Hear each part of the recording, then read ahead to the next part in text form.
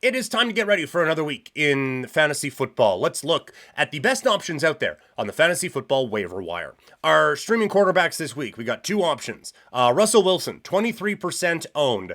They're going up against the Baltimore Ravens defense. And I know division games in this division specifically tend to be a little bogged down. But that Ravens defense has given up numbers this year in the passing game. So I think Russell Wilson has the potential to have a real good week this week. If he's not available or you don't want to dance in the AFC North when it comes to streaming quarterbacks, can I interest you in a Drake May? Only 13% owned, going up against the Rams defense that's not super stout, and May's actually looked pretty good. So I think those are a couple of quarterback options that you can pick up on the waiver wire this week. At wide receiver, we got a couple. MVS, he is 1% owned. Now, not everyone is going to be Atlanta, but it's a pretty solid schedule for receivers the rest of the way for New Orleans and for MVS. When we look at this schedule now, it's not a murderer's row of defenses that they are facing. So they got the Rams, then it's at Giants next week, home Commanders. You can put up passing numbers on them. At Packers, I think we've established you can throw on them. Home against the Raiders, everyone can throw on them. And at Buccaneers, ditto. So this is a schedule now the rest of the way into the fantasy playoffs where it is going to feel yucky at times to trust MVS, and there's probably going to be a game in there that significantly hurts your chances with how he plays.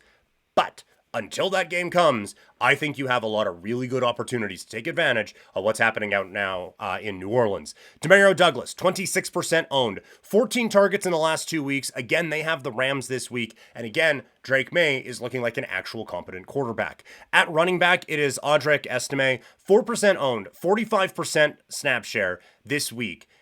He has completely taken that backfield over. It feels like, anyway. And listening to Chris Harris's podcast on Monday, this didn't feel like the plan. This was he's still going. He's just going to keep running here. Like, he was that good that he was kind of undeniable. And so I think he's going to get more opportunities there. At tight end, it is Jonnu Smith, 26% owned, facing Vegas.